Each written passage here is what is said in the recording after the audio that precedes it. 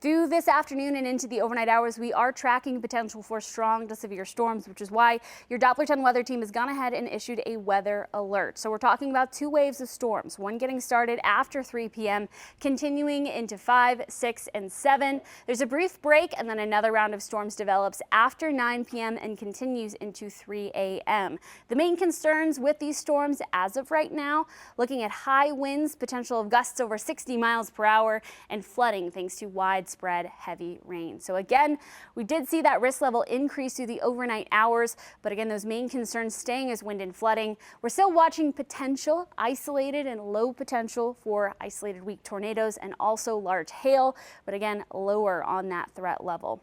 So your impacts going hour by hour here as we jump ahead through the afternoon into 4 p.m. That's when we start to see some early showers developing in portions of central Ohio.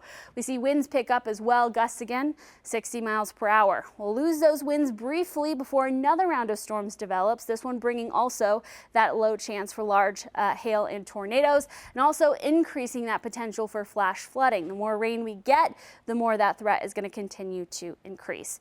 So we're going to be watching these storms starting off this evening. I'm going to walk you through how these are going to look. Jumping ahead to 4:30 here, we've got a strong, well-developed line moving into the metro. You're going to see these coming, you're going to hear these coming, and regardless if they turn out to be severe warned or not, these are not the kind of storms that you want to be outside in as they pass. So go inside, make sure you have a place to seek shelter. I know there's a lot of outdoor events happening today and through the rest of this afternoon and evening, but just be prepared. If you're in Columbus, in the metro, 5 o'clock to 6 o'clock, you're going to want to be inside.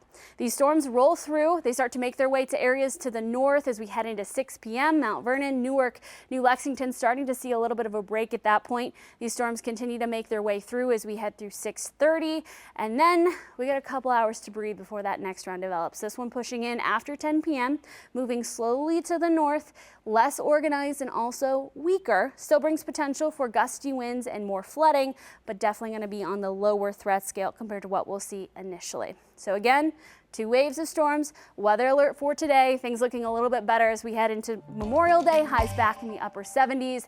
Much of the week looking calm, quiet, and sunny with temperatures in the 70s. We don't see our next chance for showers and thunderstorms until we head into the following week.